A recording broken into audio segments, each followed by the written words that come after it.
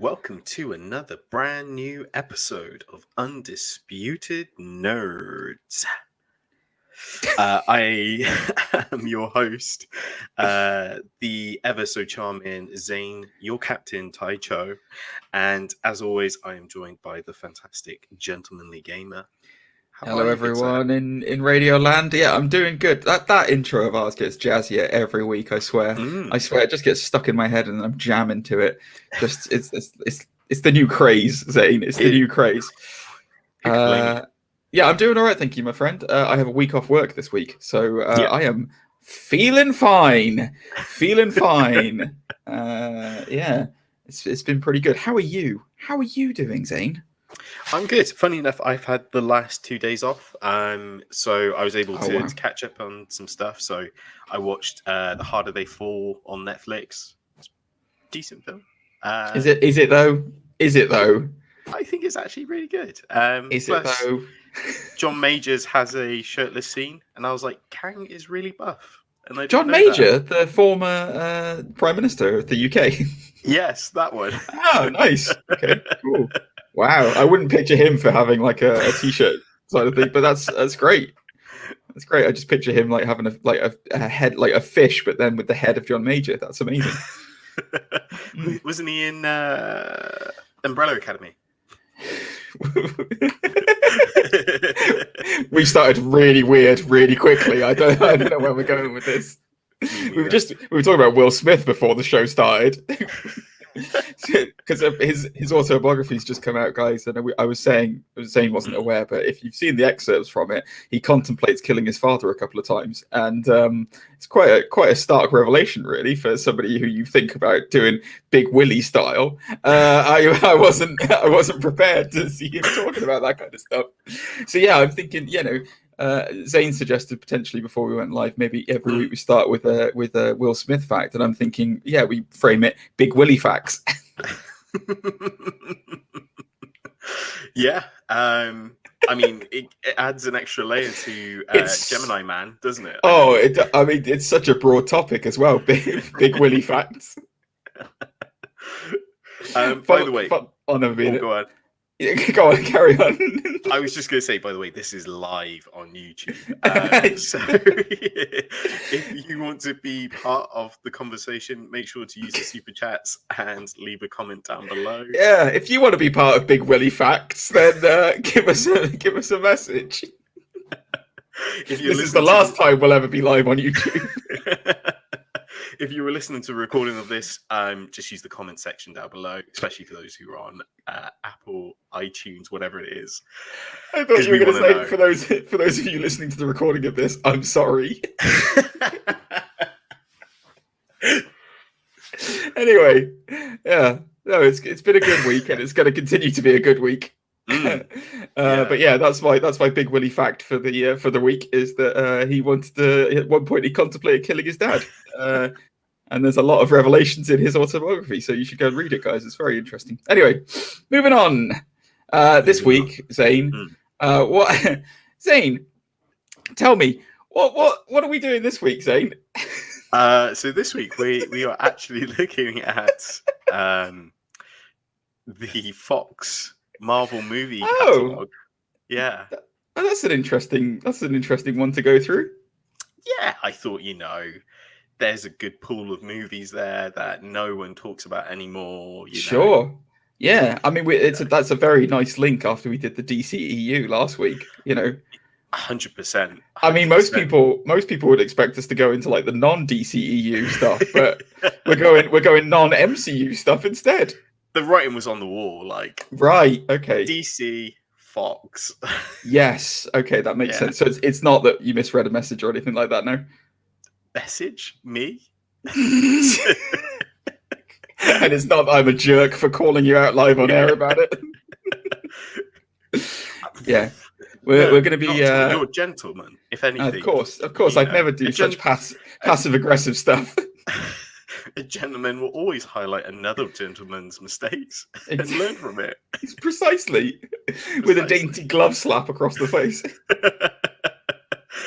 Yeah, day. no, we're gonna go through the Fox properties now that obviously Fox has been fully encompassed into the MCU, and so we can probably expect to see. Well, we know that Deadpool 3 is being worked on, and we can and Fantastic Four, so we can probably expect to see some other stuff coming up, over the next couple of years. So we thought let's take a fond look back at some of the, well, let's say exceptional Fox properties that they put out there. I'm only half joking because there are some really exceptional Fox films that they did do, but it's not an overwhelmingly positive thing. Let's put it this way. But we'll try and whiz through them as quickly as possible. There will be a non-DCEU tier list coming up, guys, and yes. I think we are when we're. I think me and I almost called you Champagne. Then me and Zane have been. We've been enjoying doing the tier lists, and I think that we're going to continue to do these when we're not like doing news and reviews and that jazz. But there is some news this week, isn't there? There's always some tips and bits. Do you have such tips and bits for us, Zane? Not really. The only thing I will say, the only thing I will mention is Tom Taylor's new comic book series, The Dark Knight Steel. It's very good. I read the first issue. All right. Well, hold on one second, because I had some stuff to talk about, if that's okay with you. And I would like to just have a very quick conversation regarding some of the stuff that's on here. So obviously, go on. I was going to say, whilst you do that, I'll regale the story of the first issue if you let me do so. Of course, go for it. So the premise of Tom Taylor's new series is fantastic because for those who are familiar with the BBC version of Merlin, it is very much a similar premise. Really? Yeah, except for instead of Kal-El coming to Earth, Krypton's explosion is early and his parents land on Earth, but during a sort of medieval world, shall we say, a version of okay. And of course, with their superpowers, they easily become king and queen of the realm, and they try to protect Kal-El from all manners of magic because, spoiler, well, not really a spoiler, Superman is vulnerable to magic. Is he? Yeah. Oh. It's a really cool cool idea. It's very sort of Games of Thrones like, you could say, and Batman is his knight. He's sworn to protect not only all the elves from all manners of sorcery and magic, and they're in fear of the neighboring kingdom, who is ruled by Black Lightning, King Jefferson. Oh, interesting. Okay. Very interesting. Cool. Yeah, I might have to check that out, dude. That sounds very interesting. I like the idea of that medieval type of setting, and I'm not sure they've done like Batman before in that kind of setting, but I don't like he was once a knight of the Round Table, I think. But they've never done Superman in that kind of stretch of things. So that's very interesting. Cool. Yeah, I can go through a few bits and pieces of news, which I don't know. I'll send you a link for one of them so that we can kind of share it for those of us who are watching. So I'll start off with The Boys. So season 3 of The Boys is coming. We've already had confirmation that Soldier Boy will be played by Jensen Ackles. Yes. We have now seen, we now know, we have known for a while, that, what's her name? Laurie Holden is going to be in it as Crimson Countess. And we have had the first look at the Crimson Countess in The Boys. So thoughts on this? Laurie Holden, obviously, she's a former Walking Dead alum. She's a very, very talented actress. She's been in loads and loads and loads of things.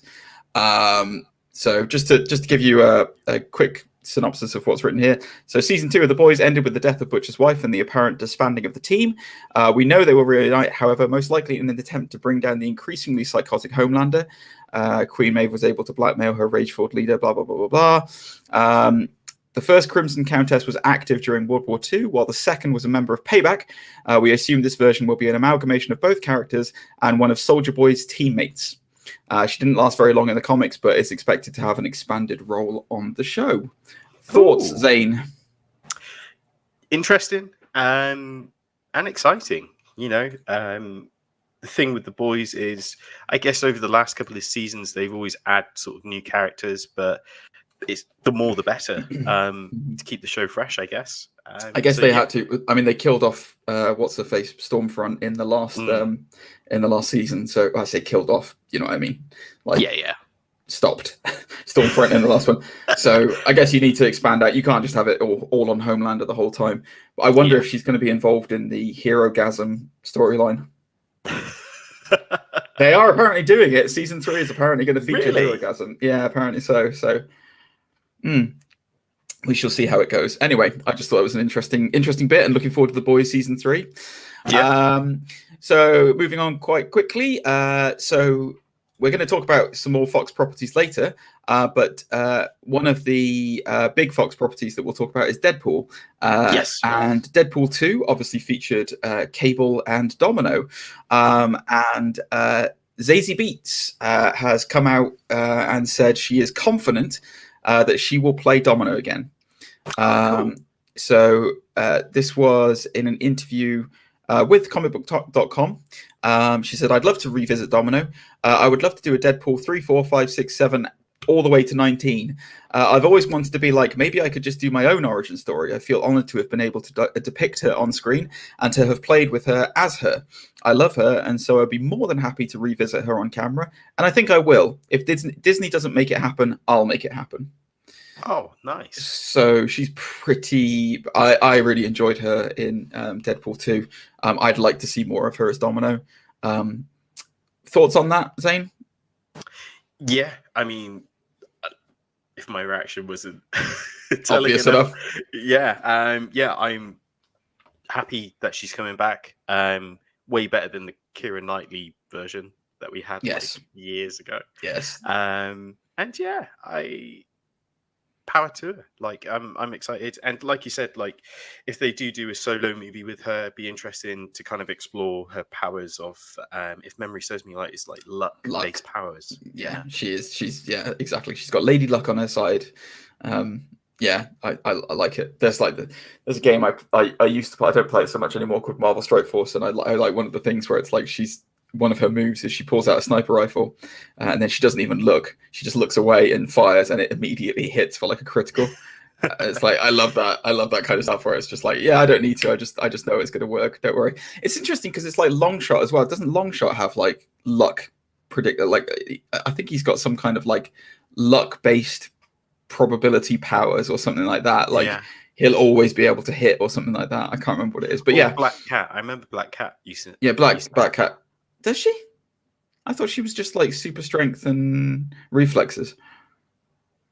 I don't know. Anyway, write in, guys, if you know what the powers are of Longshot and Black Cat, because we can't remember on this show. But yeah, anyway, I'm looking forward to seeing Zazie Beetz come back. She's great. I really liked her in Joker as well. I just like her. So there you go. I think we will probably end up seeing her in the MCU at some point. I would not be surprised. Definitely, 100%. The only person I'm not 100% sure that he'll be back is Josh Brolin as Cable. I'm really not sure if he'll be back because he's already been Thanos in the MCU, and I would doubt that he wants to do it again. Yeah, maybe, but I guess it depends on what's on the table, because he seems like he enjoyed being Cable, like from the interviews I saw of him and stuff. Like, yeah, I think he said he enjoyed Thanos more. But I don't know. We'll see. I guess it'll be the pull of Ryan Reynolds, won't it? And how much of a sway it is bringing him back in. Anyway, yeah, looking forward to it. So moving swiftly on with the news. So we'll probably end up talking about it next week, I would guess. But the Eternals has been released over here and over there and worldwide. Who would have thought? And the first projections for the earnings are in for the Eternals. Oh, really? Yes. So according to Variety, this is Eternals debuted to a mighty 9.5 million from Thursday previews. To put that figure in context, that is the third best result from the COVID era, behind Black Widow at 13.2 million and Venom Let There Be Carnage at 11.6. This also puts the latest Marvel Studios movie ahead of Shang-Chi. Wow. Yes. Internationally, Eternals has managed to earn an estimated 19.8 million in its first 2 days. It is currently, critically speaking, the worst reviewed Marvel movie of all time. I have heard. Yes, it is currently sitting at a 48% on Rotten Tomatoes with 262 reviews. But, interestingly enough, moviegoers actually appear to have enjoyed it quite a lot. And it's actually over 1,000 verified ratings. It's landing a solid 86% audience score on Rotten Tomatoes. Oh, wow. So it's one of these divisive ones where the critics hate it, but the audience seems to love it. So I'm very interested to see it. Again, as I said, that is the worst rated Marvel movie of all time, but it's the third highest grossing in the pandemic era. So it's interesting to see that in spite of some dodgy critics' reviews, Marvel is still able to just churn out those hits and make a boat ton of money off them. Surprised actually that it has made that much, considering it is an original property, but I guess it does have quite a substantial amount of star power in it, with Salma Hayek and Angelina Jolie and, you know, Game of Thrones boys. Yeah, it's really surprising because, like, the lead up to this movie, you know, a lot of people unsure what this movie was about, for a starter. Secondly, the marketing hasn't been the most stellar compared to previous movies. Thirdly, it's not the biggest comic book series, the Eternals. Not at all.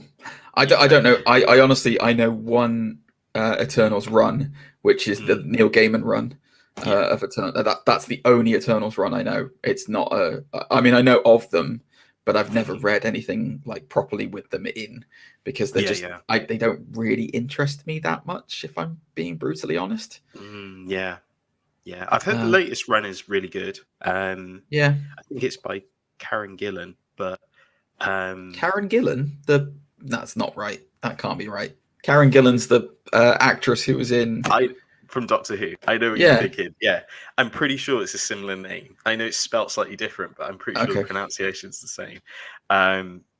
Or it might be pronounced Kieran Gillan. Probably Kieran Gillan. Yeah, maybe. But yeah, it's I have Karen Gillan in my brain a lot. I'm just going to say it, but yeah, that's it's all good. Thanks for putting her back in there. Rent free. But either way, the really surprising by those numbers. You know, and especially after Shang-Chi as well, because Shang-Chi was phenomenal. Brilliant. Yeah, it was really good. I love Shang-Chi. Shang-Chi. Shane Childs.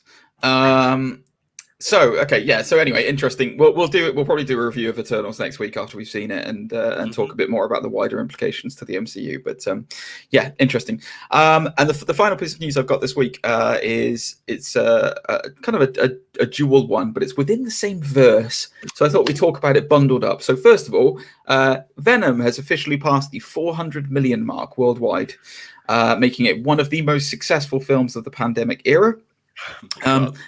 I know, it's crazy. And within that Spider-Verse, we got the newest trailer for Morbius this week.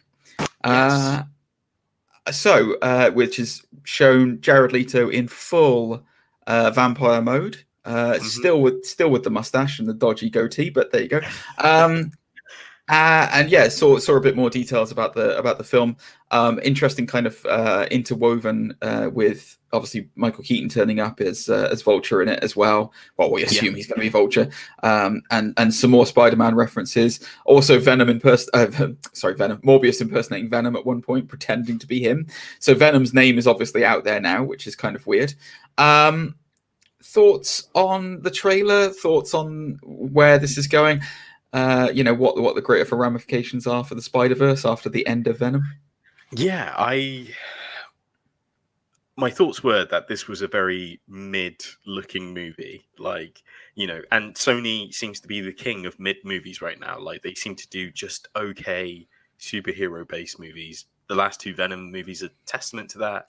Of course, their history of comic book movies have all been watchable in some fashion. Are you talking about mid as in like critically mid, like not not the highest quality. Yeah, they're not like, world changing. It's never going to be an end game. For some inexplicable reason, they're super profitable. I don't, their movies are not great, but like they make so much money. But at the same time, am I looking forward to this? Again, I'll probably watch it without a doubt, especially for the podcast. But I don't know. I wouldn't say I'm particularly hyped, and I can't see him being in the Sinister Six. I agree. But if it leads to more Spider-Verse shenanigans, then I guess I'm in. I'm really torn with this film because I mean we're gonna have some dodgy conversations today when we talk about the Fox movies about bad people and bad people who have come out as being bad people. And Jared Leto in his personal life, there's a lot of stuff where it's like he might potentially be bad or anything like that. But we're not gonna go into it on the podcast. You can look it up, guys, if you want to look it up. But yeah, he's done some questionable things. But his performance in this looks great, and he always commits to an acting role, and he's always like in 110%. And the parts where he's I can't remember what disease that Michael Morbius has, but like where he's basically like debilitated and he can't walk properly, and it looks fascinating, and it looks like he really method acted it, and it looks great. Like it looks really good. It's the rest of it that I'm with you 100%, where it's just like, oh, that's very generic. Oh, lovely. Look at that. Nice generic stuff. Cool. Bullet dodging. Yeah. Exactly. It just reminded me of like Nightcrawler with his teleportation powers and stuff. Where he bamfed.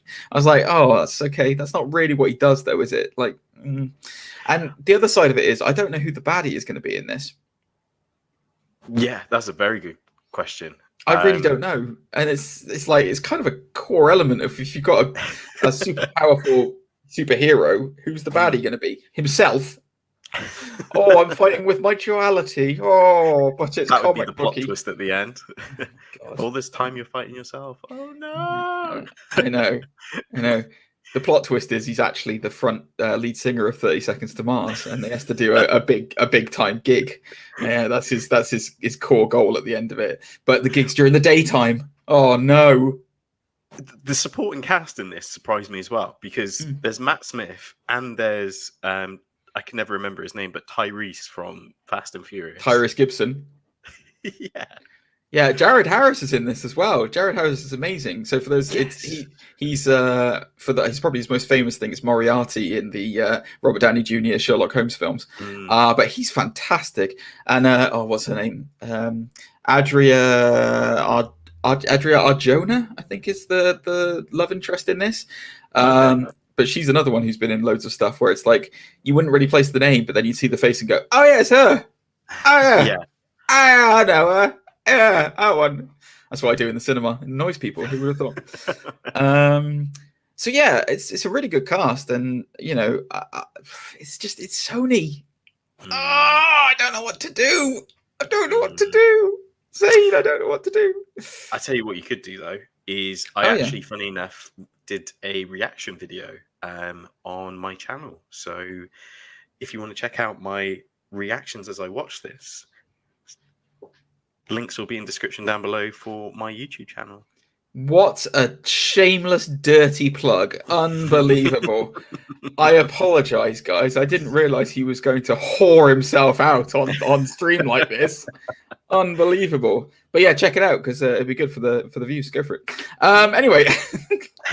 So yeah, the only other we'll talk about it in the Fox stuff. We'll talk about it as we do the tier listings because I've got something else to bring up that came out this week that was a revelation by Feige, which was quite interesting. So we'll talk about it in the tier list. But let's get down into the meat of it. If you've got any tips and bits, guys, or anything that you want us to talk about live on air next week, then obviously write into us nerds.undisputed@gmail.com or get hold of us on the usual platforms. We want to know what you guys guys want to hear about. We want to know what you guys are looking at. We want to know what you think is high quality news so that we can mock it on screen. I mean, so that we can talk about it on screen. But yeah, no, get in touch with us, guys. But yeah, Zane, let's tier some lists. I honestly thought you were going to break out into a Whitney song then. You know, I want to know if he really loves me. Don't stop. Sorry, didn't I want the whole rendition. Oh God, there's more than they were for the DCEU. We're going to be here till Christmas. All right, hold on a second. Let me get that for you. Let's do this. Okay, so, well, we all know where it started. We all know what was born from this piece of glory. Yes. So, guys, we're going to be, just for clarity, for those of you who can't see what we're looking at right now, we're going to be tiering S, A, B, C, D. So slightly shorter than our previous DCEU one. And we're going to be looking at all of the Fox properties. So that is all of the things that Marvel sold to Fox after their bankruptcy, and Fox then decided to make movies out of. Unfortunately, we're looking at the good and the bad. And this is going to be one hell of a struggle to get through this because there is some absolute stonkers in here. But anyway, we'll go for it and see how it goes. Anyway, the thing that arguably kicked off the entire comic book revolution and comic book movies being what they are today, it wasn't Blade, guys, although I can understand why you would argue that. It was actually the first X-Men, directed by Bryan Singer. Yes. So this was released in 2000 with what I can only describe as an incredible cast for the time. Like the actors that they got involved in this, my God, like when they got Patrick Stewart and Ian McKellen, it was, I don't know how I feel about McKellen as Magneto, but Patrick Stewart is certainly the perfect casting for Professor 100%. Xavier. Amazing casting. Wolverine, it happened by accident because Dougray Scott was originally cast as Wolverine, and he couldn't do it because he was filming another film. Do you remember what that film was, Zane? I can't remember off the top of my head, no. Oh, it was the incredible Academy Award-winning Mission Impossible 2. Of course. With Tom Cruise's most majestic hair ever. So in hindsight, I think he might be a bit disappointed that he did do that over that. However, I would say, do we really think X-Men would have been successful without Hugh Jackman as Wolverine? Because my God, he is the perfect casting for it. apart from being too tall. I was just going to say, like, besides being tall, yeah, I'd say he was pretty on point. So just to run through some of the other cast listings in that really stood out at the time. So you had Famke Janssen in this as Jean Grey, another incredible mainstream actress. She'd been in Goldeneye already. She'd done lots of other like amazing films. You had Halle Berry riding a wave of popularity as Storm. This would like keep pushing her even further. We had what's his name? Tyler Hoechlin as Sabretooth. Yep, not really well known. He's well known for Halloween movies, I think. I think that was his name, wasn't it? Wasn't it Triple H? Sabretooth in this one. I must apologize for my co-host. He's clearly taken loss of his senses and thinks that Triple H was in X-Men. I don't know where he's got that from. He's confusing X-Men with Blade Trinity, which Triple H was in. I'm not sure where he's gone with it. I do believe that Tyler Hoechlin used to be a wrestler, from what I can recall. I need to double check the name, but I'm pretty sure it was him. He was also Michael Myers in the Rob Zombie Halloween remake as well, which is a bit of a little known fact. But yeah, but anyway, arguably at that time, one of the biggest names in this was Anna Paquin, who was fresh off an Oscar win, and Tyler Mane, that's his name. he's Sabretooth, sorry. But yeah, Anna Paquin was fresh off an Oscar win, and she was hot in Hollywood, and she was cast as Rogue. How do I feel about this film? We'll probably go into Bryan Singer a bit later on and talk about him, because he's a difficult subject to approach at the moment, being with how Hollywood is at the moment. X-Men to me, still to this day, feels like a movie that was a trailer for another movie. Interesting. It doesn't really have much to it. It's your classic Magneto wants to, change humanity for the better, by force. Xavier believes we can all live in peace. It's your classic morality thing for the X-Men. It's a Wolverine piece more than anything. Wolverine and Rogue piece, really. Between them, it's a good introduction to the world. Like, it's a nice world building situation and establishing how mutants could exist in the real world. The leather outfits. Yeah.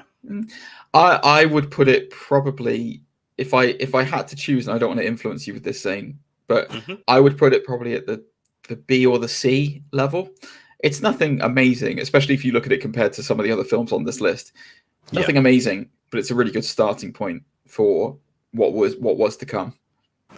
See, I was thinking C, just because it's rewatchable. Like you said, it's an introduction.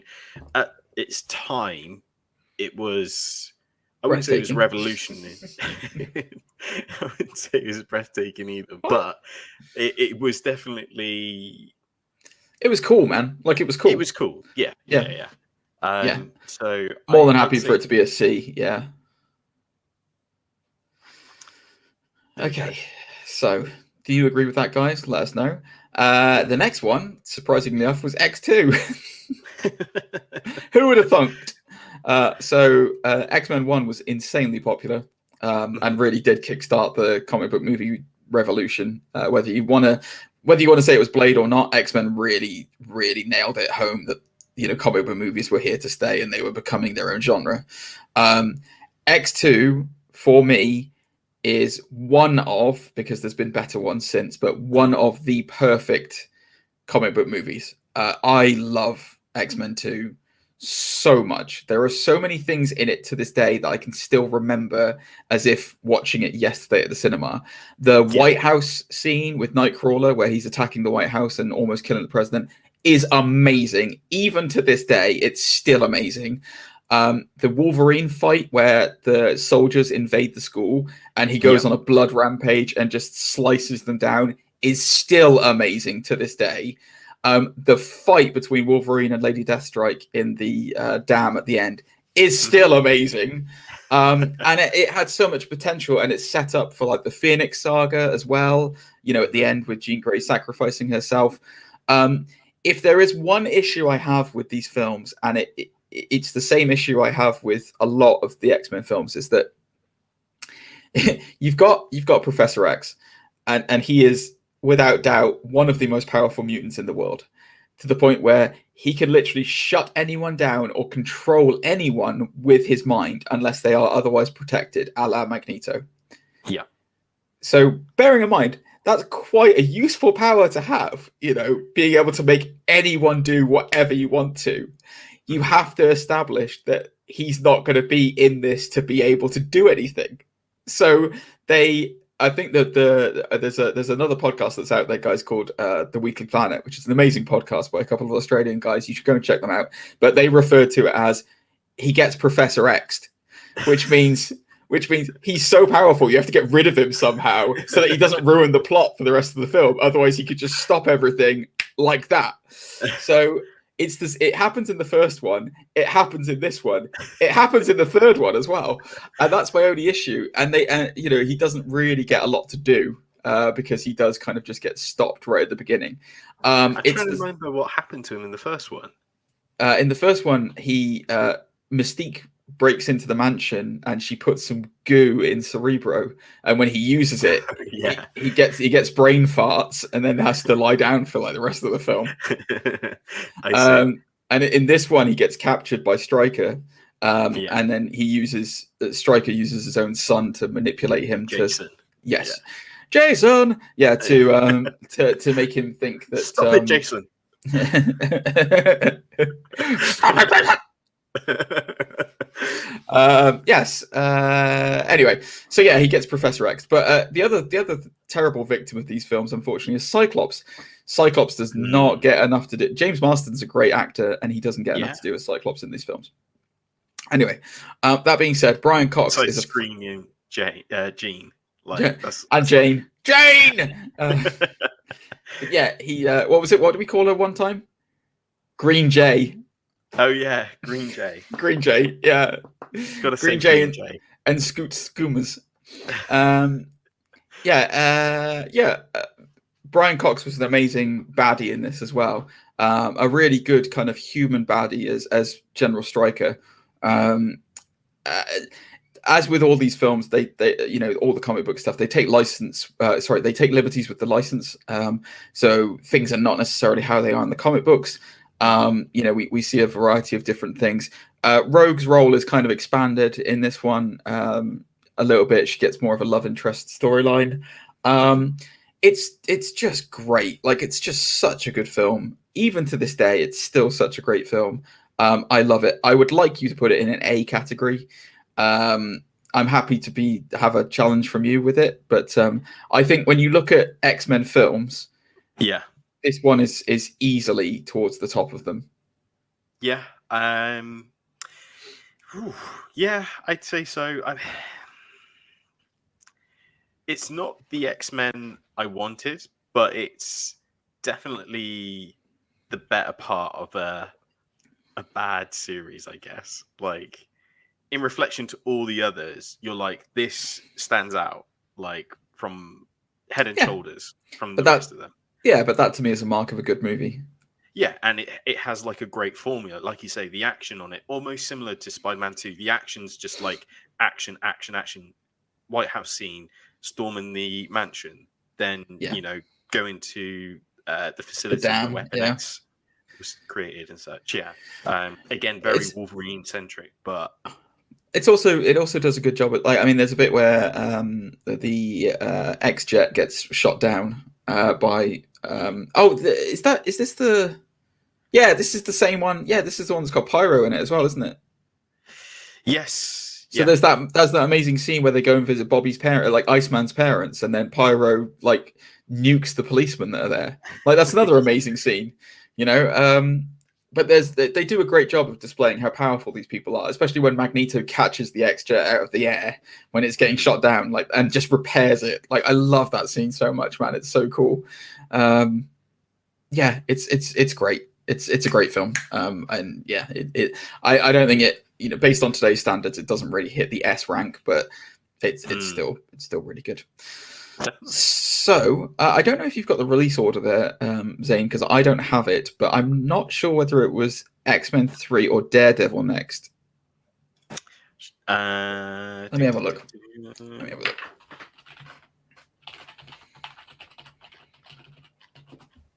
I'll find it. You're good. Daredevil's 2003. Yeah. That is before the other one then. The Last Stand, yeah. Okay. That's not helpful. That does not tell me at all. Anyway, it's Daredevil next. It's Daredevil. Daredevil. The question is, how far up the list does Daredevil live? Yeah. Sure, it is the same. Because I mean, like, it had a killer soundtrack with the likes of Hoobastank and let's just not forget Evanescence. It's gonna be a C, Zane. It definitely is gonna be a C. It is so. By the way, the other film that we haven't talked, that's not in this list that I've just noticed that we probably should talk about, which we can't here, Ghost Rider. Ghost Rider's not in there. That was Fox. Was it Fox? Pretty sure. Oh, maybe it wasn't. I thought it was. No, anyway. There's some others that I wasn't sure if they were Fox or not, like Blade and... Stupid ambiguity. Anyway, regardless, sorry. I love Jennifer Garner as Elektra. I think she's amazing. I think Jennifer Garner's amazing in pretty much everything she's in, to be honest with you. But that might be because I'm kind of weirdly in love with her. But no, I think she's really good. I think Ben Affleck. Look, it's an issue when Ben Affleck was in this because he wanted to be Batman. I see. And he didn't really want to be Daredevil. And this film is a definite runoff of an X-Men film where they went, oh yeah, all the leather worked, and oh yeah, let's set it in like that realistic, gritty, oh yeah, but like rainy, but still comic booky. And it just, I really like, I like Jennifer Garner a lot. I actually like what's his name as Wilson Fisk. It's not Michael Duncan. Something. Michael Clark Duncan. Yes.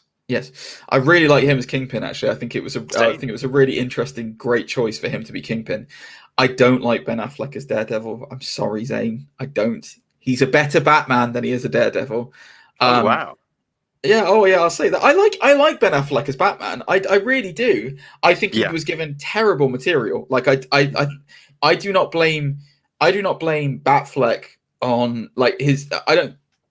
I think he was great. I think he stood out in terrible material. But that's we've done the DCEU already.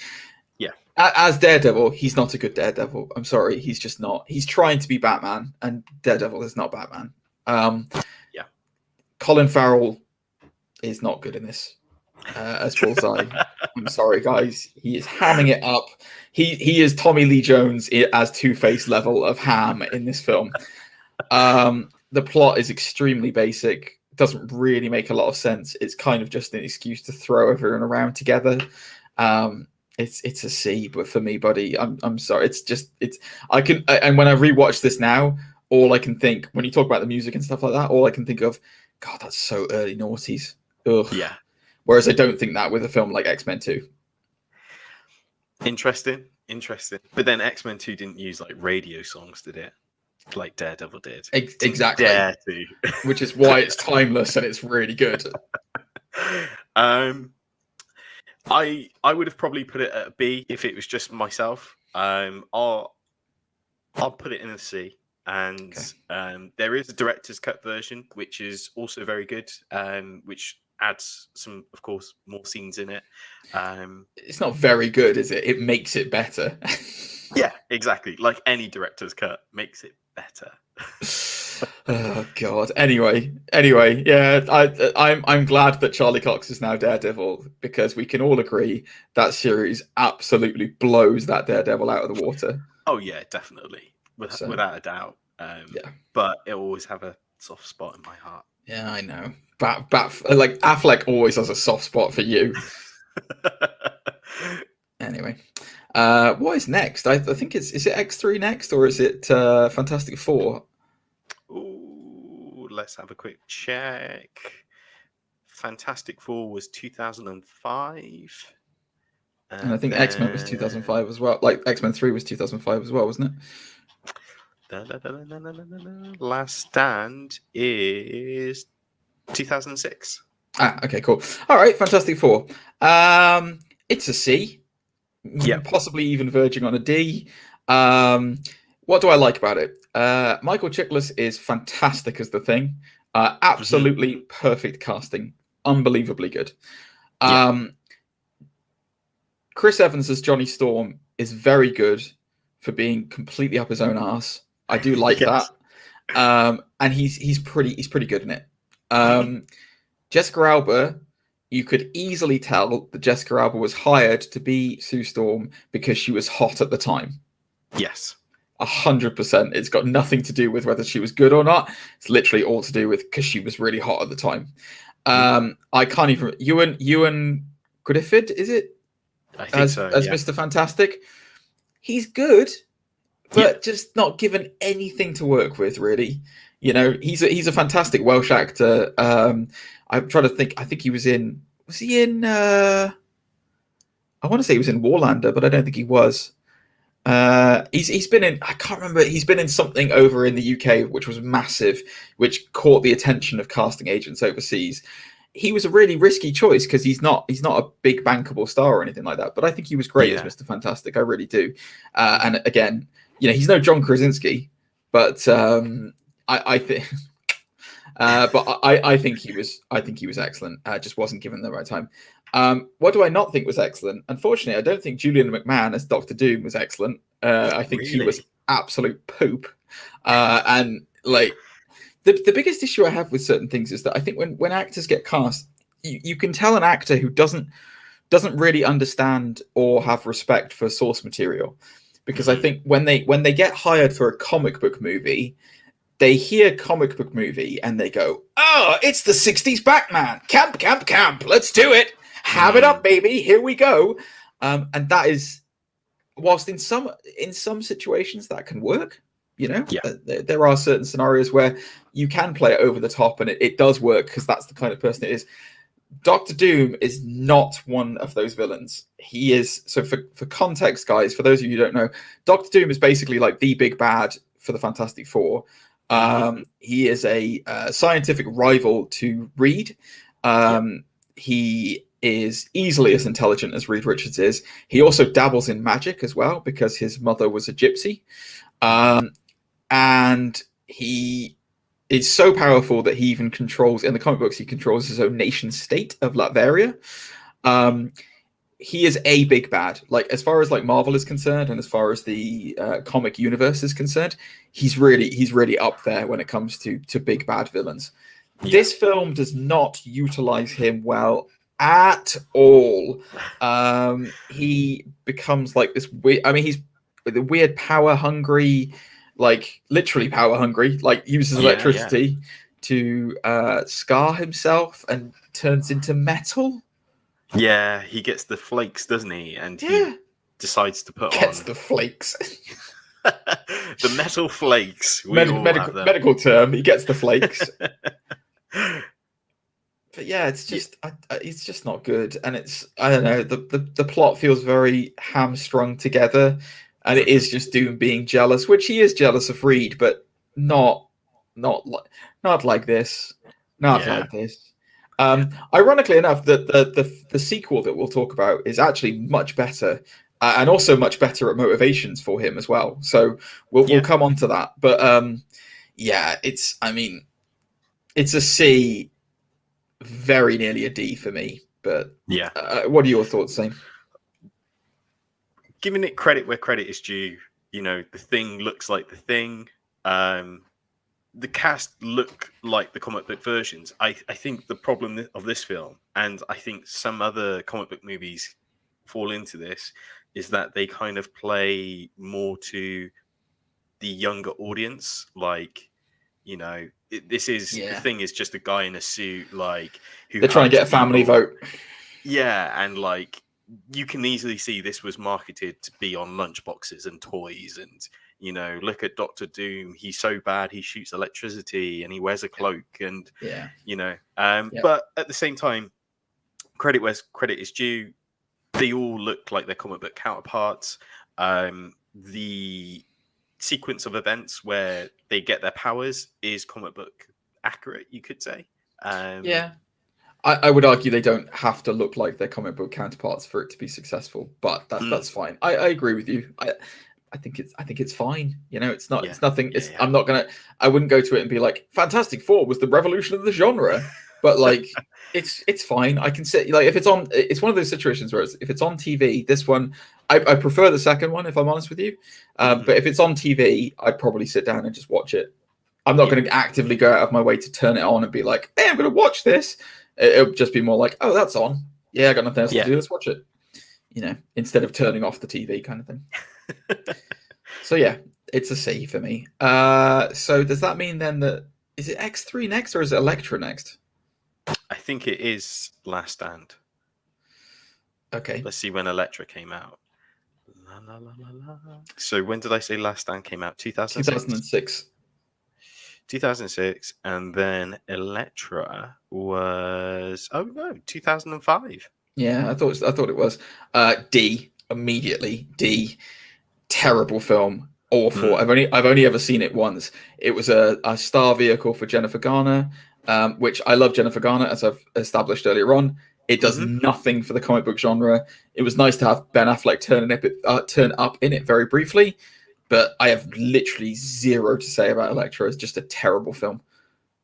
Yeah, it's a shame. Not even memorable. That's the worst part as well. I was trying to remember about this film, and the only thing I could remember is one villain had the power of tattoos, where he had animals tattooed on him and they came alive. Yeah. I think it says a lot about a film when the most memorable part of it is a Ben Affleck cameo. Hey, which I'm pretty sure was an edit from the Deadpool. Oh yeah, it was. Movie, yeah, anyway. they threw it in there. Yeah. I love Jennifer Garner, but I don't think she's. I really don't. I'm not sure if because I wasn't really a fan of the lady who I can't remember what her name is, but the lady who's Elektra in the Daredevil series either. I don't think she was particularly great either, but like she's miles better than this film. Yeah, I don't really want to waste any more breath on it because it is just a useless film, and that is one of the things where if it is on TV, I would just turn it off. I might actually go watch this now because I'm just more intrigue of trying to remember what I saw. So then it is X-Men 3, isn't it? Then it is Last Stand, yeah. I'm going to come off the bat and say this was terrible for me. Okay. So I'm a C or a D at this point in time. Well, give me your reasons why you think it's... I want you to talk about this one then. Go for it. Okay, so I think... I don't want to sound ranty because I want it to be constructive. No, constructive? No, be ranty. Go for it. I'll be ranty. Nobody cares about constructive.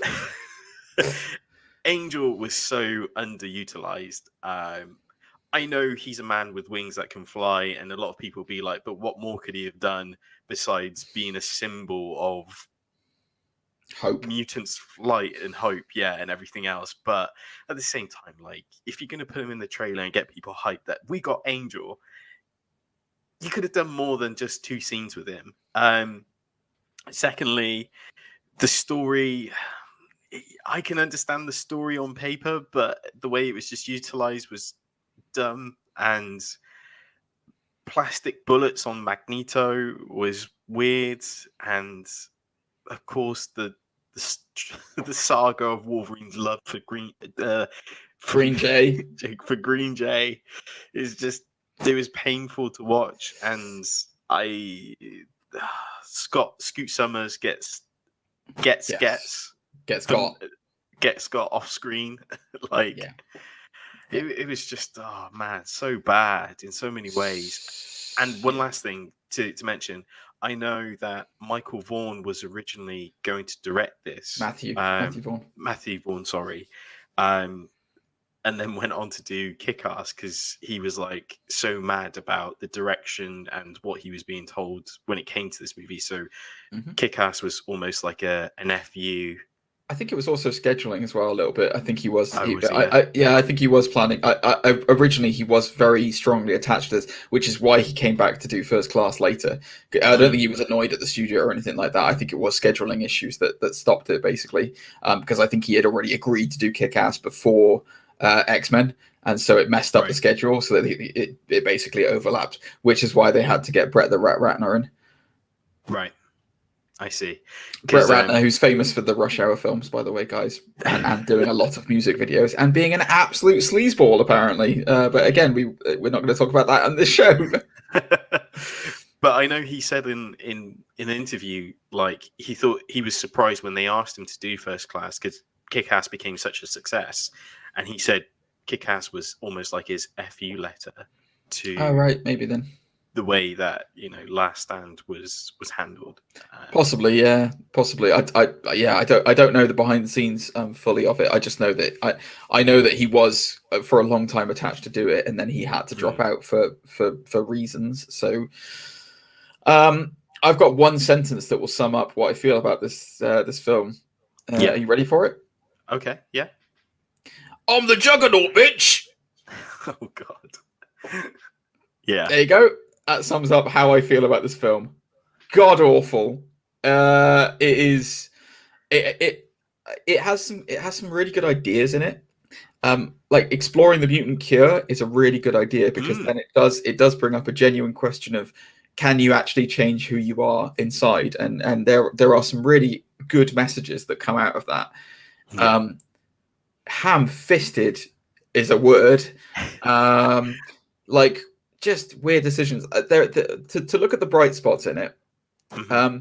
Ian McKellen goes into full overdrive as Magneto and is very good at leading the piece. And he is very good. I mean, McKellen's great. Like, he's a really good actor. You know, he's exceptional in pretty much everything he's in. He's got some misses. Da Vinci Code, he's not great in that, but like he generally is an amazing actor. You know, and you know, he's a Knight of the Realm. He's brilliant. Hugh Jackman.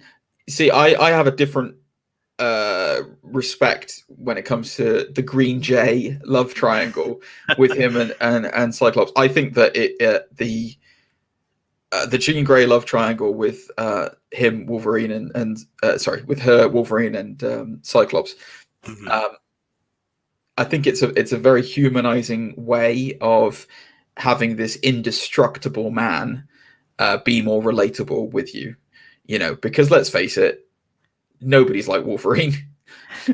Nobody can die, like can not die from anything and have claws in their hands. However, everyone knows what it's like to fall in love with somebody who you'll never be able to have. You know, we all know what that's like. Yeah. So, and I like Famke Janssen and Hugh Jackman together. Like they are really good with each other. You know, I think the Phoenix Force in this is not utilized well. Oh, the other thing I will say that I really like, Kelsey Grammer was perfect casting as Beast. Yes. Absolutely perfect casting. And that was chef's kiss. That almost saves it for how perfect that casting was.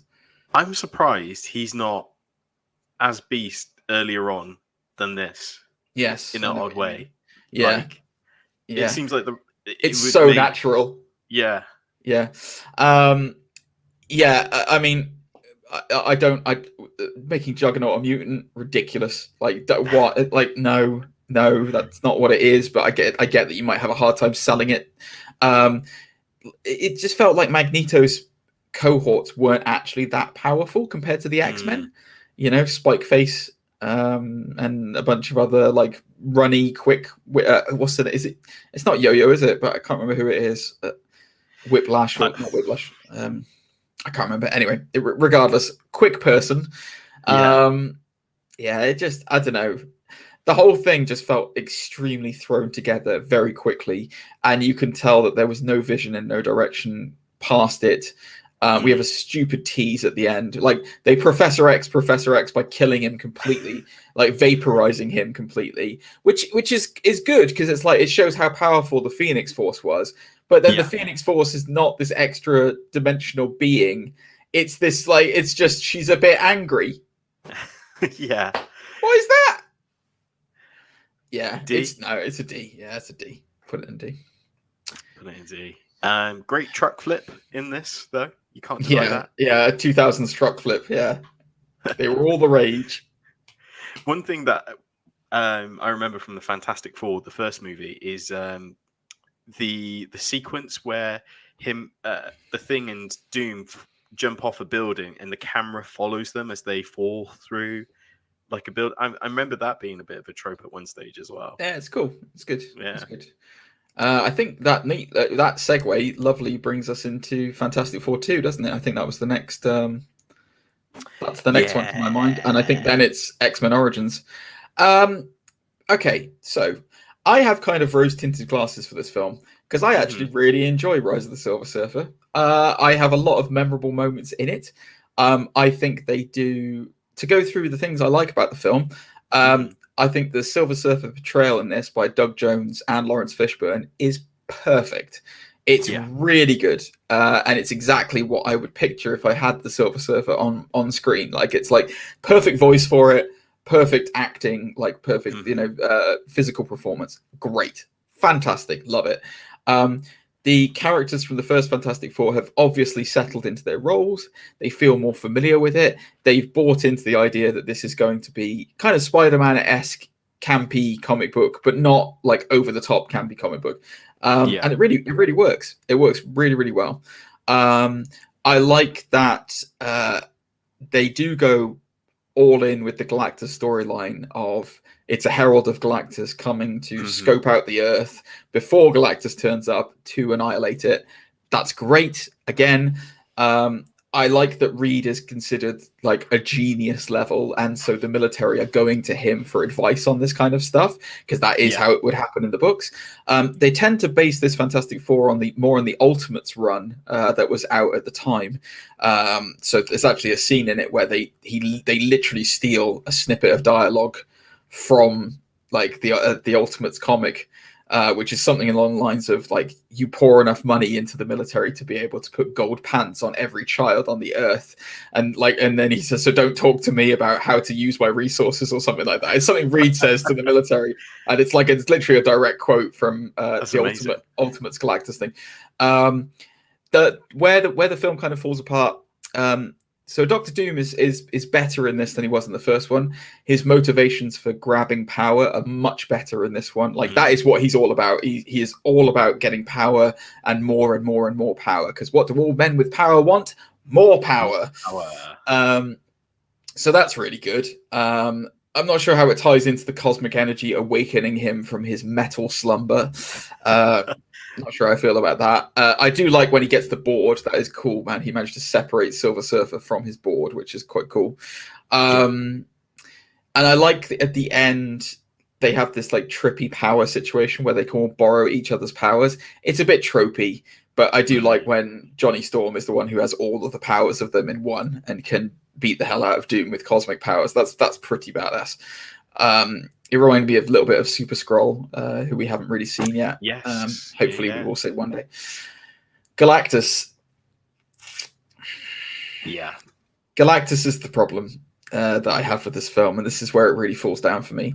So it is a comic accurate Galactus to the Ultimates universe, where Galactus is a swarm of AI nanite machines that will devours worlds. That's what it is in the Ultimates universe. And that's basically what it is here. The way they depict this is by a giant cloud. Yeah. It's not great. It's really not great. And then we're never sure, is it actually the guy in the cloud? Because you kind of get the helmet silhouette showing up in the cloud at one point. I really didn't realize that. Yeah, I'll try and find it and send it to you later. But it's just not. It's not Galactus, is it? You know, no. It's not the Galactus we all know and love and want, which is big bad purple suit Galactus. So, unfortunately for me, that's where it really falls down. The rest of the movie super solid. Plus, it's got Captain Holt in it from Brooklyn Nine-Nine. Yeah, I always see this as a film in two parts, basically. The first part, like you said, is amazing. Great sequence where Johnny chases the Silver Surfer. Yes. Oh yeah, that's amazing. Yeah, from the wedding. Yeah, fantastic. Yeah, that's amazing.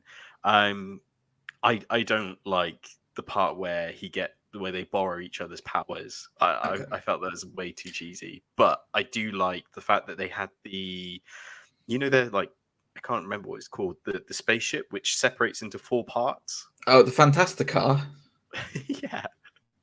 It's cool. Yeah. That's what it's called. That's what it's called. But they did it in this movie. Like, the fact that they actually went all in on it. So yeah, like yeah, you said, they did talk about Reed building it. Like it wasn't just like now they have this. It was like Reed literally was like, I've done something for us, and it might work, it might not work, but I think it's going to be pretty cool. I like that. I like that they didn't just go, hey, by the way, they got a car now. I think, don't they do the classic thing of like, similar to some of the older Batman movies where he's like, I've been working on this for a while and it's under a sheet. Yes. And then although I still in think the final act. Yeah, I still think it's stupid giving Johnny his own seat. Like, he flies. Like, that's literally what the Human Torch does. He's Flame Boy and he flies. But Yeah, by the way, that is the way to do marketing for a film, and that is what I wish more people would do. This film was perfectly marketed because the first trailer, what all they showed in that first trailer was the Human Torch racing Silver Surfer. Mm-hmm. That was it. That was all they gave away, and it was amazing. And everyone was like, "That was really cool. I need to go and see this now."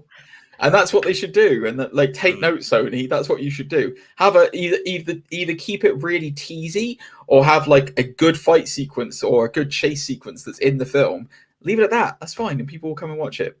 I would like to personally put this as a B, just because for me the only thing that it does fall down on is Galactus, and I have rose-tinted glasses about it. Welcome to be challenged by you. It's like you said, it is better than the first one. And because we've put the first one in C, that means I would say, this falls into the B category. Cool. So yeah, I agree with you there. What definitely won't fall into the B category is what's coming next, because I know what it is. It's X-Men Origins Wolverine, isn't it? Yes. Oh my God, this film. Good God almighty. I almost swore. What an absolute piece of poo this film is. I will tell you some redeeming features about it. Give me a sec. Bone claws. Yeah, sure. No, there's two things about it that are really. There's two things about it that are genuinely really good. Liev Schreiber as Sabretooth is fantastic, absolutely brilliant, and he does not get enough to work with. It's a crime they never used him again to be Sabretooth. He should have been Sabretooth more. He's brilliant in it because he perfectly encapsulates Creed's nasty, vicious, horrific, murderous side with zero remorse. Like there's nothing good about Victor Creed. There's nothing good about him. He is just a merciless, savage animal of a killer. But very intelligent with it as well. And Liev Schreiber does a great job of doing that. He's great. The other thing that this brought to us was Ryan Reynolds as Deadpool. Yes. It was the first time Ryan Reynolds ever appeared on screen as Deadpool. Now, we'll talk about what comes later, but when he was loudmouth, talky Deadpool in the amazing sequence where he manages to cut a bullet in half, yes, it was enough to be like, yeah, Ryan Reynolds is Deadpool. It's perfect. Absolutely perfect. That's it for this film. That's the only two good things I can see about this film. Obviously, Hugh Jackman goes without saying that he's good, but like, man, this film's terrible. It's such a mess. I don't know what the hell happened. I don't know what was going on in the writing room when they wrote this. Terrible, like adamantium bullet in the brain causes him to not have memory. Awful. Oh God, what's the Deadpool at the end? I mean,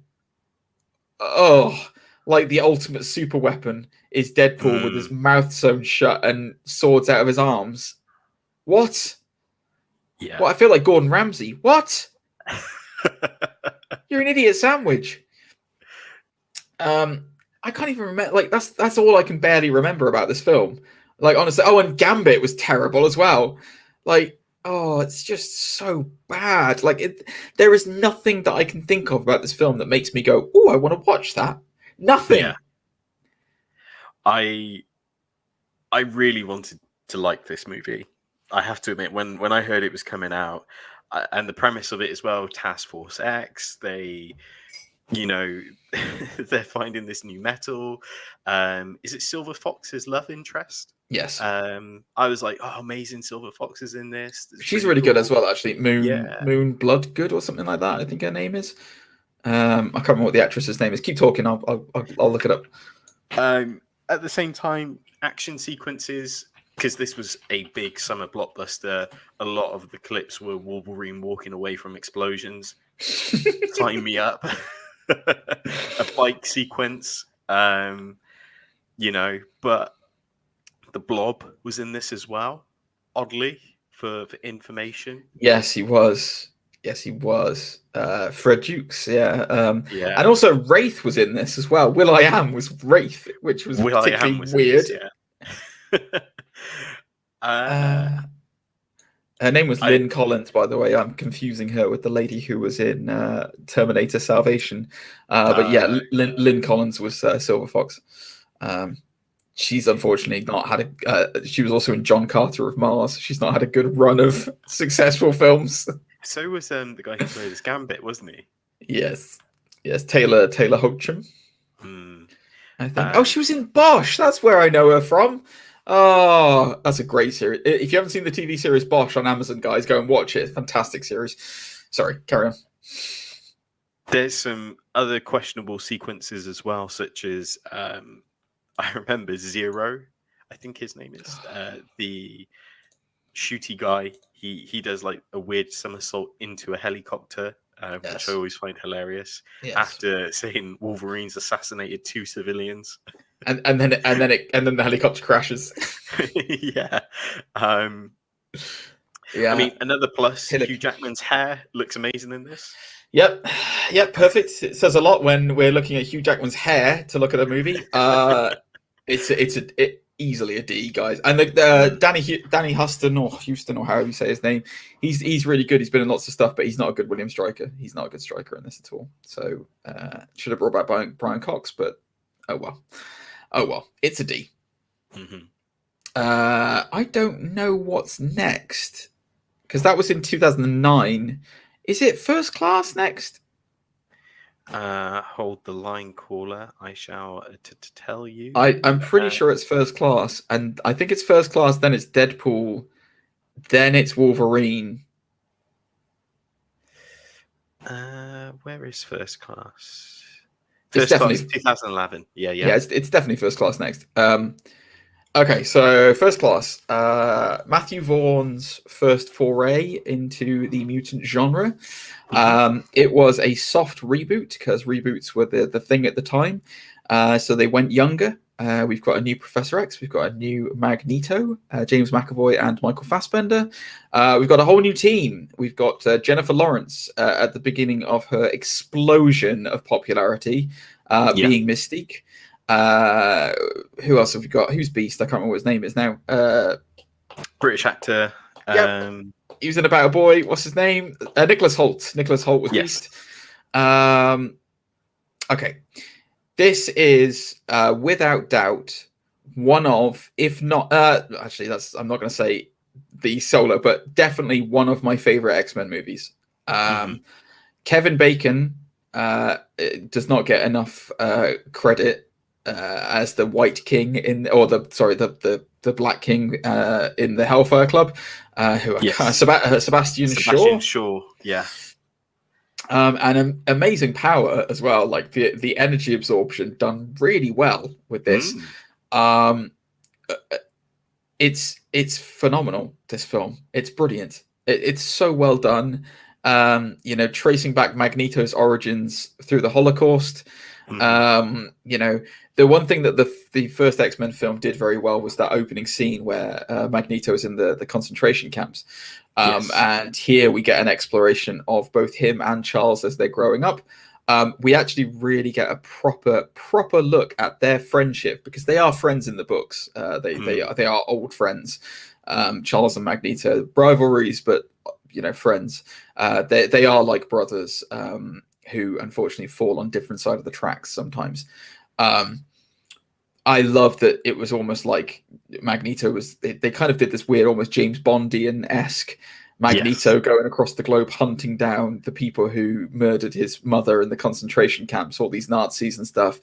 Whilst at the same time, Charles was, flirting with girls in Oxford and getting his education and stuff. It's a really great kind of thing. We've got Moira McTaggart in this, who's a very important figure in Xavier's life and mutant life as a whole. It's really good. It's just a really good film. It doesn't lean into the source material. Instead, it anchors it in real life with the Cuba Missile Crisis incident. And, Sebastian Shaw is basically taking on the Magneto view of mutants are better than humans. So let's wipe them all out and just have mutant kind. And it's really good. It's just great. I don't know what more to say about it other than it needs to get an A or at least an at least an A, if not an S, because this film, when X-Men was really flagging after a string of poop, being The Last Stand and Wolverine, it revitalized the whole thing. Definitely. I'm going to say an S as well. And cool. Just to expand on what you say, there's some amazing sequences and visuals, such as where they use the jet and Magneto pulls a submarine out of the water. And like you said, one of the key elements, of course, it's a Magneto and Charles focused story. But the fact that Charles helped Magneto in his beliefs and, you know, understanding his own unlocking self. his potential, it's an amazing journey, and that sequence is kind of like the crescendo of that journey, sort of thing. But then there's a good scene as well where he turns the satellite dish. Yeah, definitely. And like you said, great young cast. I thought it was a bit odd at the time that Charles grew up with Raven, with Mystique. Yes, that was a questionable. I guess I assume that was the producers going, Jennifer Lawrence is really good right now. We need to shoehorn her in as much as possible. Yeah. But yeah, I mean, it was what it was, and yeah, I guess it makes you sympathize with her.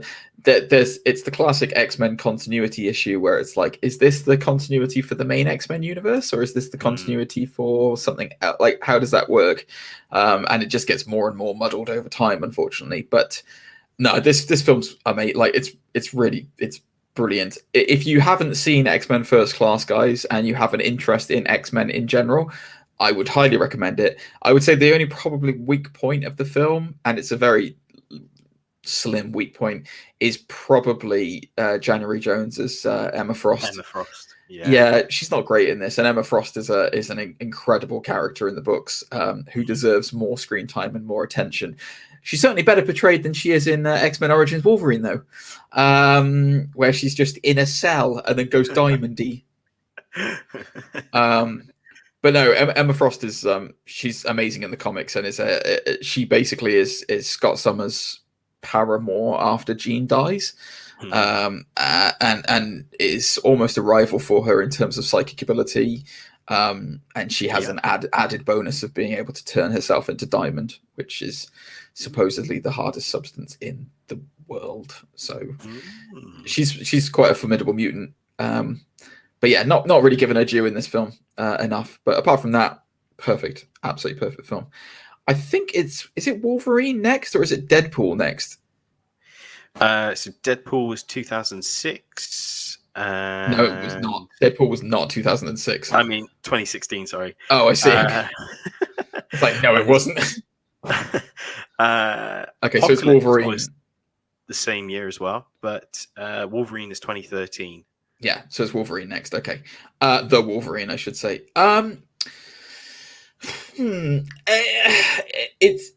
It's fine. I don't. Here's the issue. I don't really remember much about it. Yeah, it's a bit forgettable, but I don't remember it being really bad. Silver Samurai was an interesting choice of villain, but I'm not sure how I felt about the big mechanized suit at the end. Yeah, bit bad. It wasn't great. Him losing his claws as well was kind of weird. It's like there was a couple of weird choices.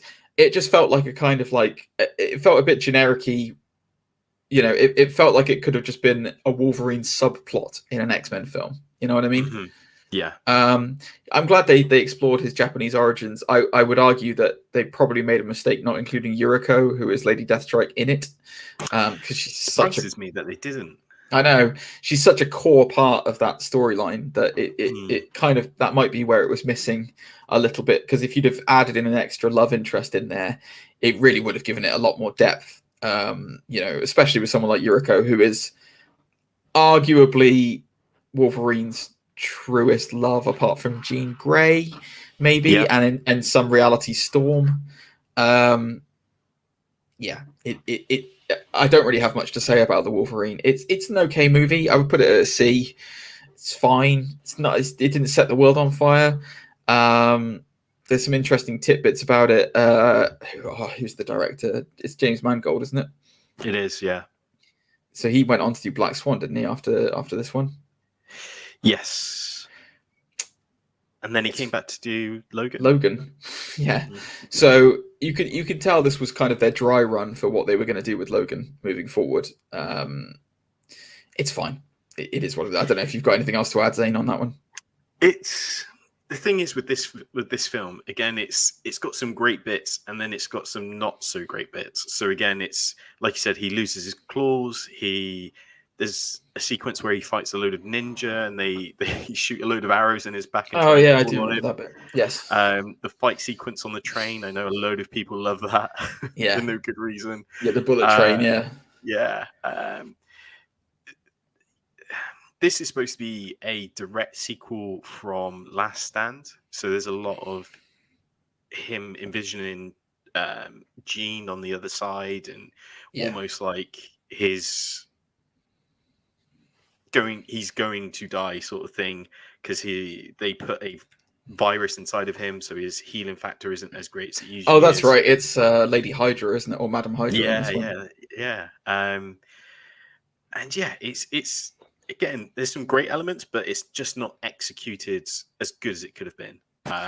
No, again, it's fine. It's just, for me, it's just really forgettable. That's the only issue. Is that I can't remember a lot of standout things in this, apart from I remember Silver Samurai at the end, and I remember that arrow sequence. Now you've said it to me, but yeah it's just. And they teased the Days of Future Past. The brown costume, the OG like Wolverine outfit, the brown and yellow costume. See, the biggest thing for me that I remember about this is I remember the tease for Days of Future Past. That's the biggest tease I remember for this, where he's going through the airport at the end, and Xavier and Magneto turn up and they freeze everyone. It's like, we need you, Logan. That's the only bit I remember properly. So yeah, fine with C. It is what it is. But that does very neatly bring us on to X-Men Days of Future Past. Yes. So that one, that's the one. This for me is the peak of the mountain for the X-Men franchise in film so far.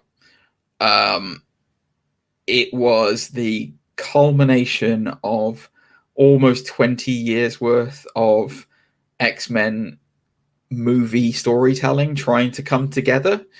You had the return of Bryan Singer, who at the time was not a creep in Hollywood, and so was actually lauded because he did X-Men 2. So everyone was excited for him to come back.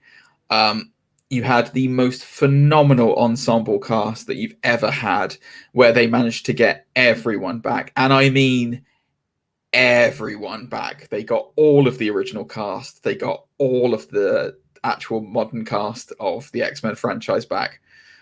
Well, everyone who really mattered anyway. You could argue that Zoe Kravitz should have been in it as well, but that's fine anyway. But they managed to do something really good, which was make the Sentinels threatening, like properly threatening, because the Sentinels, as you know them, are these big robots in the books, like they're big metal robots, and they're giant things, like they're huge skyscraper-sized robots, and it's very good on a comic book screen and a cartoon screen, but on reality, it's not so great. So the idea that they made these shape-shifting adaptoids who could change to be anything, to adapt and kill, was terrifying and really good, like really well done. Like future Sentinels are absolutely terrifying. You just can't stop them, you know. And even if you do stop them, they'll just keep coming. And it's your classic, you know, it's the classic adaptation of the Days of Future Past storyline.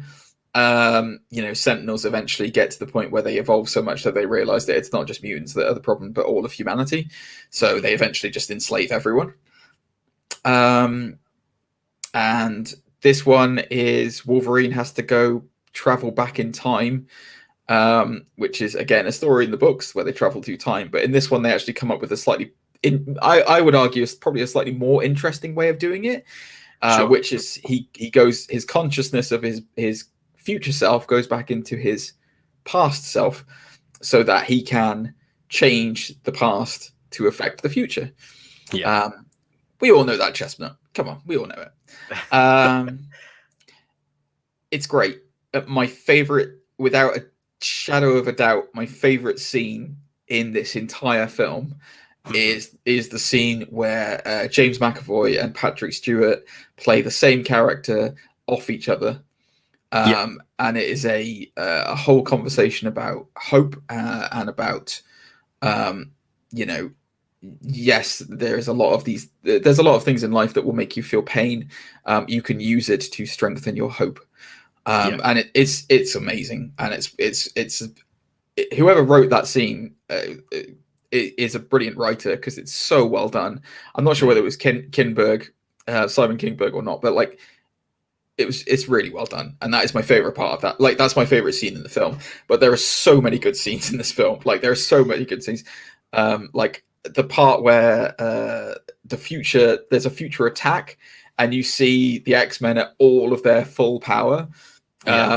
Magneto just effortlessly kicking ass. Like, it's so good. It's so good. And he's just like all that like my favorite bit is when he throws the X-Jet at the Sentinels, and then Storm uses all of her power to explode it, and it's this nuclear explosion from the reactor and stuff. And it's just amazing. It looks so good. It's so good. God, there's so many bits in these films. Obviously the end sequence where Magneto rises an entire football stadium and drops it down over the president. The bit in the where Mystique is trying to assassinate what's his name? Peter Dinklage? Yeah, it is Peter Dinklage. I'm trying to think what the character's name is. Trask, Bolivar Trask. Yes. There's that sequence in France in the summit. It's great. It's all really well done. I personally would put it as an S, because that's how much I love this film. Happy for you to argue the point if you think it's not quite an S level. The only reason I wouldn't put it as an S is the wonder drug to nerf Xavier and Beast. So that he can walk again. So he can walk, but he can't use his powers, and Beast is just a normal dude. Yeah. I can understand how that would be annoying. I think that the Beast thing wasn't that much of a problem for me, because he does try and look for cures for himself all the time. So I didn't mind that so much. But the Professor X thing, it was a classic way of Professor Xing him, wasn't it? Oh my God, we haven't talked about the best sequence in the whole thing. Quicksilver saving Magneto from the prison, from the Pentagon. That is amazing. Like, that whole sequence is like worth the price of admission for this film.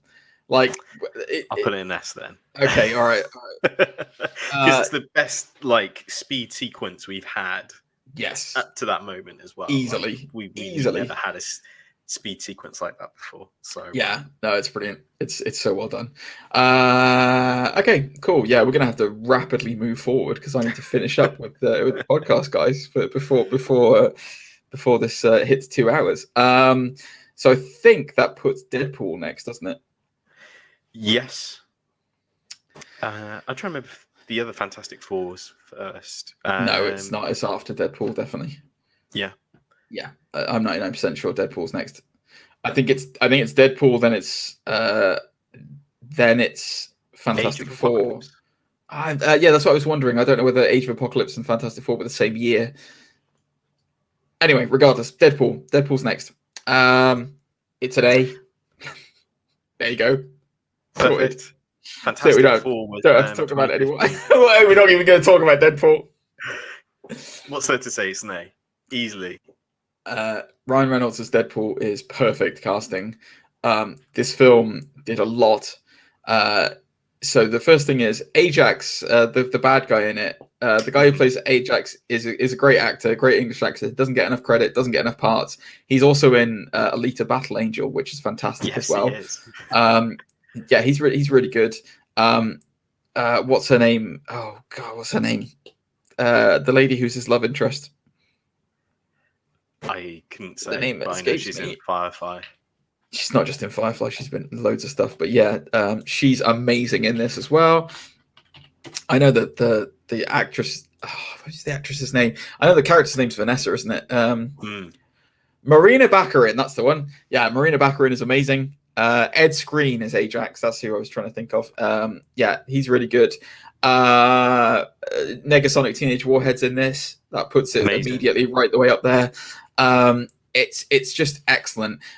It was all based off of basically a trailer that or a little preview snippet that Ryan Reynolds created with a CGI studio, which is then actually in the film, where he kills a bunch of mercenaries on the highway. And it's so well done. It perfectly captures the essence of Deadpool in the comics. The argument could be made that if comic book movies had not exploded the way they had and become their own genre of things, could you really have done Deadpool and have it be this self-referential? I don't think so, personally.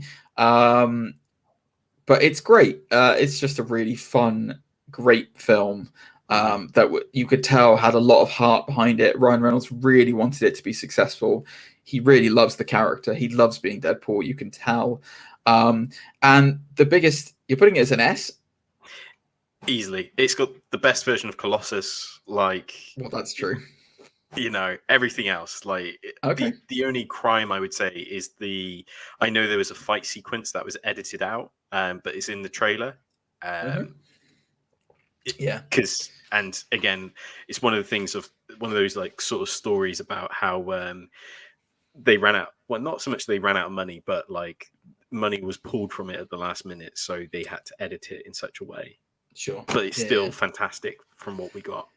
Absolutely. The other thing that it did was that isn't really looked at so much, but at the time, I'm not sure if it still is, but that this was the highest grossing R-rated movie of all time. And whilst that doesn't seem like it's a big deal, if this movie hadn't have been successful, we wouldn't have seen Logan. Because it really set the stage for, oh wow, R-rated comic movies can make money, can be popular, and can be successful. They just have to be done right.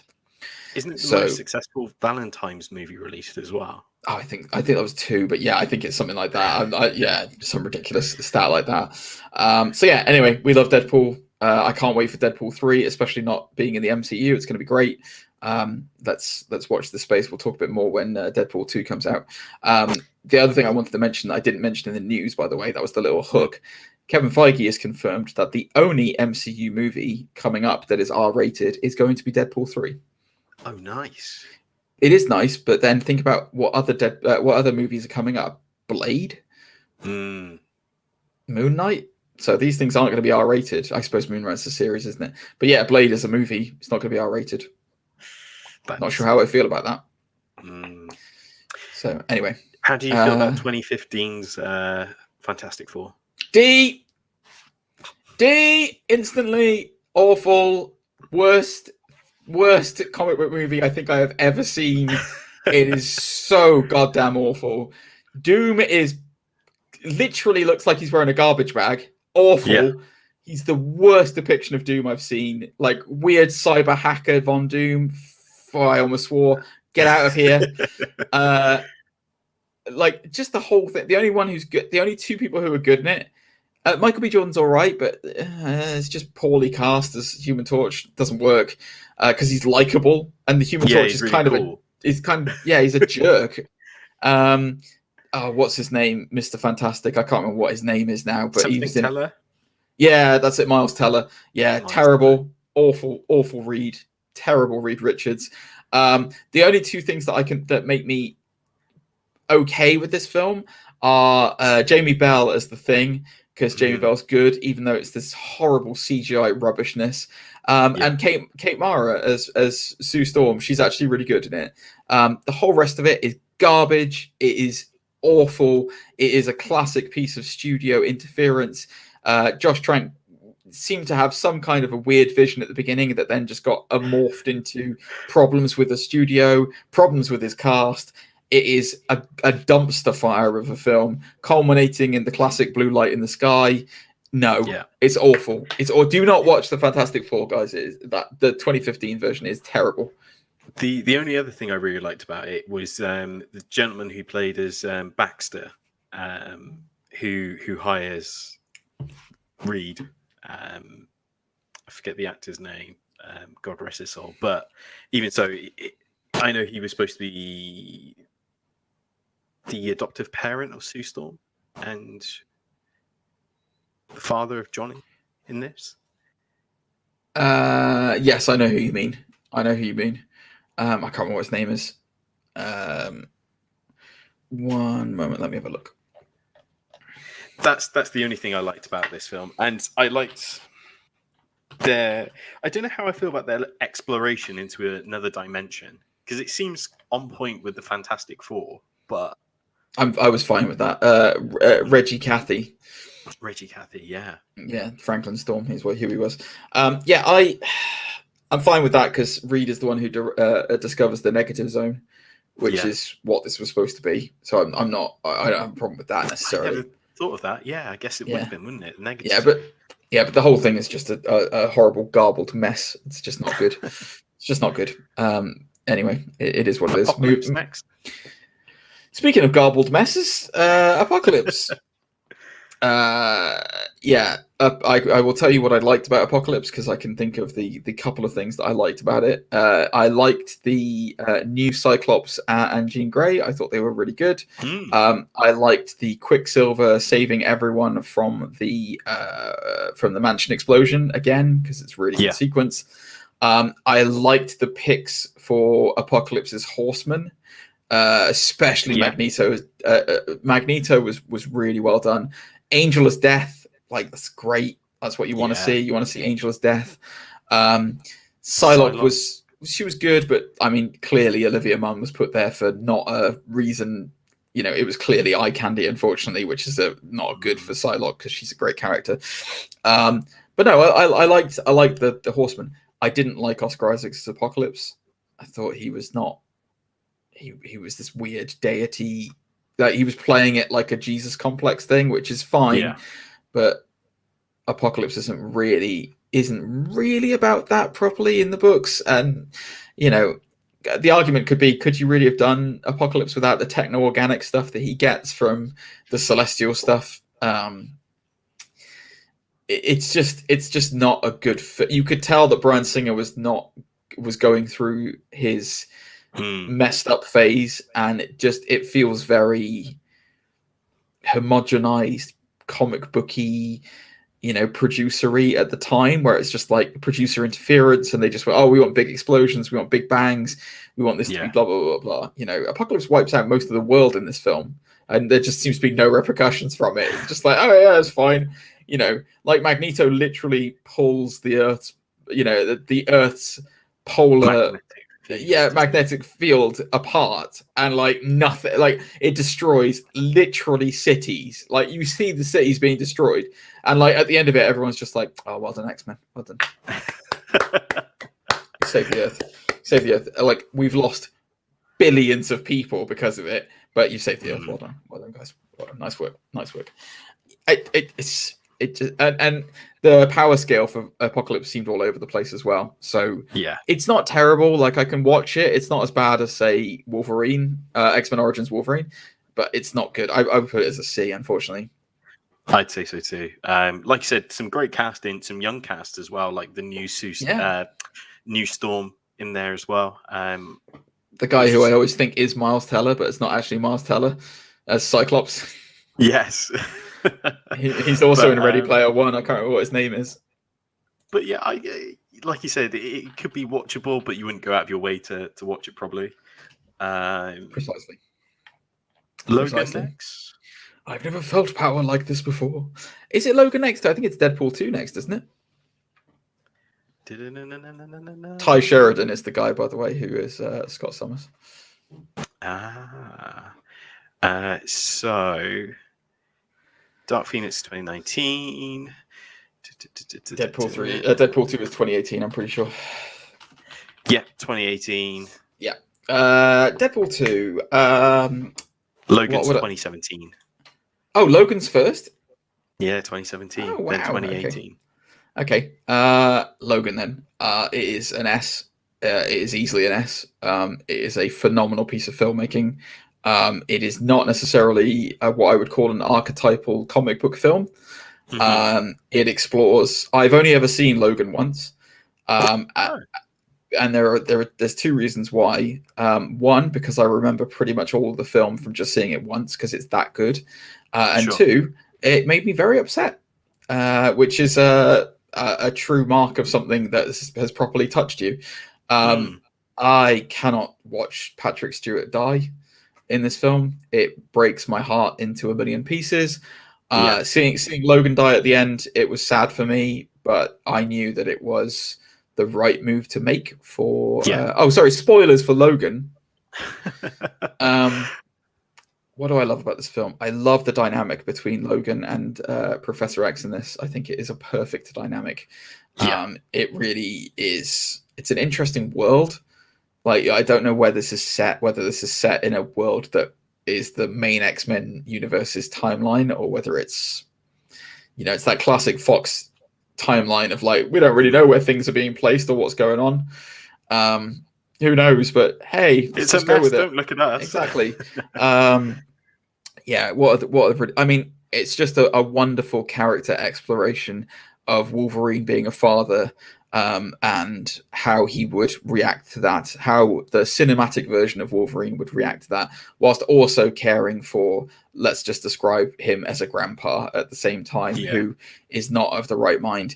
It's a truly terrifying sight to see if Charles Xavier ever was to get some form of mental degenerative illness with his powers, what that could do. There's an amazing scene in it where he starts to have some kind of mental seizure.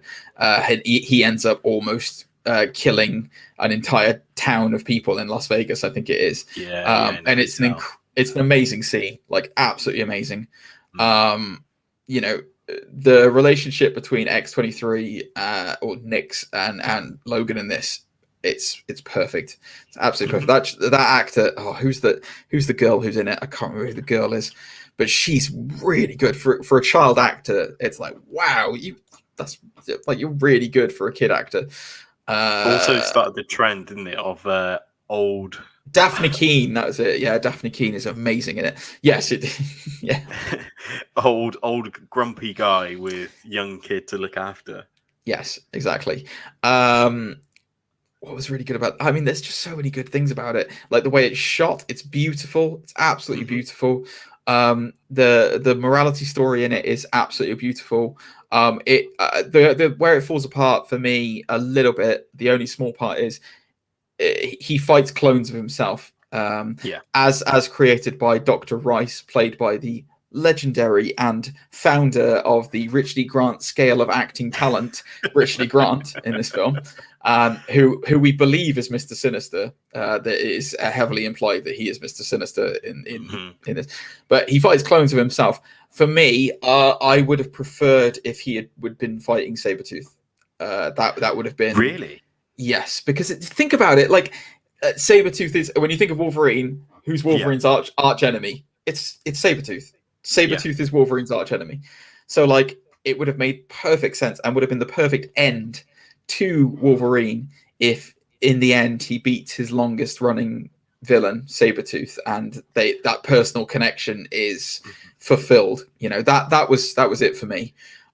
Just going to interject, and I personally, when I saw this, I thought it would have been better if it was, is it Draken, his son? Daken. Yeah, or Daken. I know who's been used in the Dark Avengers sort of series and stuff, and has like a hatred for his father. He does. I thought that might have been a little bit more poetic or Macbethian, you could say. It would have been, except for the fact that they've already introduced Laura as his daughter, like pretty much. That's the problem, is that you can't. You could have done that if they hadn't have had X-23 in it, and you can't at one point have him being a really good father, but then also being a terrible father. You know what I mean? It's too much. But yeah, Logan is a perfect movie. It is the perfect end to Hugh Jackman's 10 years as Wolverine, and it was a magical thing. The only thing I don't believe it's the last time we've seen Hugh Jackman as Logan. I will say that. I genuinely 100%, because he has said in an interview previously he would only ever come back if Wolverine was in the MCU. That is on record, and it is in one of the interviews he had before Logan. So like, yeah, I could see him coming back for like an old man Logan properly in the MCU, because there's a point where old man Logan actually comes dimensionally across into the main MCU. yes. So I can totally see just that. because of the success of this film. Precisely. Yeah, exactly. So Last Deadpool three. 2. Yes, Deadpool 2. Not as good as the first one. It had some really good ideas in it. I would say it's a B, to be perfectly honest with you. Yeah. Well, I'd say an A. I think it's better than Rise of the Silver Surfer. Fair enough. Yeah, it's got a great Juggernaut in it as well. Juggernaut is perfect in this. Cable's all right. Yeah, it's just a really good. I don't know what else to say about it that we haven't said already. I'm glad they killed off Marina Backer in it, because yeah, it shouldn't have had that love interest tie anymore. So that was the right move. Domino's good. Needs more exploration. I liked the Proto X-Force team that they had, although I was disappointed to see Shatterstar get immediately minced in a helicopter blade. That was sad. Who's the bad guy in this? It's the fat kid who is who's just like trying to kill that school. Yeah, because and Juggernaut. Yeah, and Juggernaut. I remember. Who do I remember? Brad Pitt making a cameo as like the Invisible Man. Oh, that's like 2 seconds. Yeah. Yeah. Isn't there a guy called Black Hawk as well? And they're like, that's not correct to have like black in your name. Yeah, that's it. Yeah, something like that. Black Hawk or something. Yeah. It is what it is. Yeah, it's good. It's just not as good as the first one. But you can see what they were going for, and Cable's pretty solid in this. Cable's one of my favorite characters ever, so it was okay. We'll see what they do for X. Apparently they're going to do X-Force as Deadpool 3, so we'll see if they do it properly. And I'd be interested to see if they put Maddox in it, like Multiple Man. I'd be very interested to see. Yeah. Because he was the only time we've ever seen him is in Last Stand, and let's not talk about that anymore. Yeah. So Phoenix, X-Men Phoenix, 2020 movie or 2019. I'm conflicted with this one, to be honest with you, because I actually really enjoyed it. Did you really? I did, yeah. Now, I did. So there was a card game that I used to play called Keyforge. And the night that I saw this, I won an entire tournament of Keyforge. So I was riding a very big high of positivity. And I watched this and I thought it was really fun. And it wasn't great, but it wasn't bad. I didn't think it was as bad as everyone was telling me. I really like a lot of the sequences in it, including the train fight at the end. I think where this really falls apart is the baddies in it are terrible generic alien baddies. Hated them. And Jessica Chastain is not good in it. But the rest of it, it's all the X-Men cast being really good at being the X-Men cast. So I didn't have a problem with it. For me, it's a C, but I mean, I'm happy to be, shot down on that one, Zane.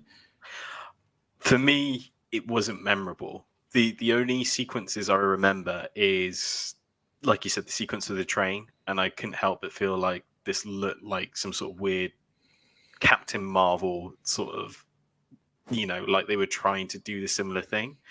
They probably were, to be fair. Yeah. I remember Magneto having like his own sort of, it wasn't an island, but he had an area. Utopia, yeah, for the mutants, and Jean making the helicopter crash. I don't know. There's that real long sequence where the X-Men try to cross a road in London, and I was like, this is unbelievable what I'm watching right now. And then I'd say the last thing was where was I going with it? I can't remember. It's that's the movie I can sum up. Really, it's just like it just doesn't have any incredible qualities to it. It's forgetful. Okay, fine. Well, I'll go with your judgment where you want to place it. I don't think it's as bad as Apocalypse. I That's don't the think thing. so either. I think it might be. I think it might be Oh, worse. you think it's worse than Apocalypse? Okay, I fine. think it's worse than Apocalypse. Yeah. I'm not precious about it. I didn't think it was that bad, but I'm perfectly willing to admit it might be my own stunted view of it. And then the New Mutants. I praise them for trying to do something different with the X-Men franchise before the end. I have seen the New Mutants once. Same. It wasn't as bad as I thought it was going to. It's certainly not the worst X-Men film. Okay, No. Hands down, it's definitely not. There's some really good stuff in it. Magic's actually quite good in it. Anya Taylor-Joy. Yeah. She's pretty good in it, although quite racist. But she's all right in it. Maisie Williams is good as Wolfsbane. There's just some really thin plot holes in it. Why would you only have one doctor in the whole facility? And when that doctor's asleep, they can just run riot. But then you want them to do all this weird stuff. They tried to make it horror-y. They succeeded kind of, but again, it's just another one of those films where it's completely forgetful. And unfortunately, this was the whimper that how the Fox films went out, because that's kind of what you remember as there's a couple of good X-Men films, there's the Deadpool films, and that's it. Yeah.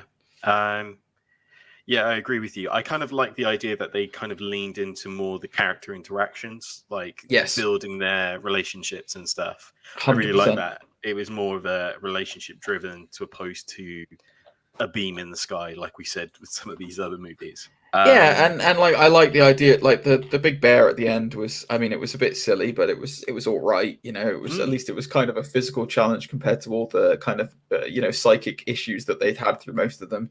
What's her name? Is it Moonstar? Moonstar was the main one, isn't it? The lady in it who's creating all of these drama. Yeah. It is Moonstar, Danny Moonstar. That was it. She's got cool powers, man, and it was an interesting thing to see that the influence kind of similar in a way to Jason in X-Men 2. Sam Guthrie Cannonball wasn't really explored in this. No. Wolfsbane and Danny's relationship was kind of cool. I quite enjoyed that. Again, it was kind of more of a vehicle for Anya Taylor-Joy, I think, than most things. And it was, I guess, it was trying to kind of tie into, the big Mr. Sinister, experimenting on all these people, which is, I guess, where the franchise would have gone with in the future, was him being the big bad. Yeah. But it's just it's a fine movie. It's not really anything spectacular. I would probably put it as a C, if I'm honest with you. I don't think it was as bad. Yeah. I think it's fine, which is crazy to think, considering all the bad reviews and bad press it got, but there we go. C'est la vie. So that's the end of the Fox era, and we'll never see anything Fox X-Men related. Fox Marvel related again, because Marvel now owns all of this again, guys. So just to put that into context, that is 4, 5, 6, 7, 8, 9, 10, 18. 18 movies. 18 movies worth of characters that are now all part of the MCU. And so if people ask you, where the hell did Marvel go from here? There they are. The thing that excites me the most about Fox coming back into the fold with, or the Fox properties coming back into the fold with Marvel, are the villains. Hands down, the villains. Galactus is now in there. Galactus is in there. Doctor Doom is in there. Any of the Magneto is in there. Sinister. Any of the bad guys, Sinister, Apocalypse, on and on and on, Juggernaut, Onslaught. They could do it. They could do, Professor X and Magneto's consciousness together as Onslaught. That is a big bad. There's so many things they could do with it. Annihilus, they've got Annihilus now as well. It's brilliant. There's so many things they can do. So I'm very excited to see where the MCU goes now that these guys have been brought back into the fold. I think we have to acknowledge the Fox properties for what they are, which is, if it wasn't for the Fox properties, modern comic book movies would not exist today. and there's no argument on that. If X-Men hadn't have happened, we would not be reaping off of the comic book bubble that it is today, because Blade was good. X-Men sent it over the top into popularity that we have not seen the likes of since yet.